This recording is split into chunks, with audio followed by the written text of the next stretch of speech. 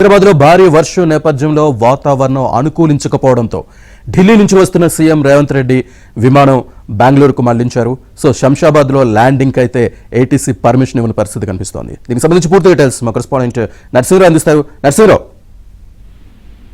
శ్రీనివాస్, 2 రోజులు ఢిల్లీ పర్యటన ముగించుకొని ఈ రోజు ముఖ్యమంత్రి రేవంత్ రెడ్డి రాత్రి ఢిల్లీ నుంచి హైదరాబాద్ కు బయలుదేరారు. 9:20 ఇక్కడ ల్యాండ్ కావాల్సి ఉంది రేవంత్ రెడ్డి ప్రయాణిస్తున్నటువంటి విమానం. వాస్తవానికి మొన్న రేవంత్ రెడ్డి ఢిల్లీకి వెళ్లారు, నీతి ఆయోగ్ సమావేశంలో పాల్గొన్నారు, ప్రధానమంత్రితో భేటీ అయ్యారు, కేంద్ర మంత్రి మనోహర్ లాల్ ఖట్టర్ తో సమావేశమయ్యారు, అదేవిధంగా కాంగ్రెస్ అధినాయకులు రాహుల్ గాంధీతో సమావేశమయ్యారు.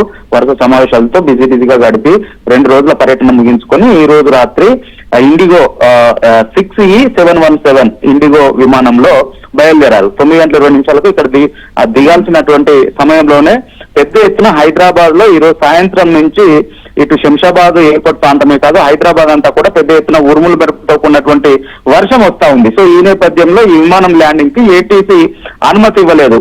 సో వాతావరణం అనుకూలించినటువంటి నేపథ్యంలో బ్యాడ్ వెదర్ కారణంగా ఇక్కడ ల్యాండింగ్ కు అనుమతి ఇవ్వలేదు. దీంతో రేవంత్ రెడ్డి ప్రయాణిస్తున్నటువంటి విమానాన్ని ఇండిగో ఫ్లైట్ ని 6E717 అనేటువంటి ఇండిగో ఫ్లైట్ ని హైదరాబాద్ నుంచి బెంగళూరుకి దారి మళ్లించారు.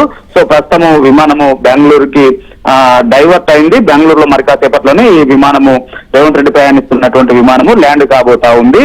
సో ఈ రోజు రాత్రికి బెంగళూరులోనే ఉండి రేపు తిరిగి హైదరాబాద్ కు రేవంత్ రెడ్డి వచ్చేటువంటి అవకాశం ఉంది. Srinivas. Right, thank you Narasimharao.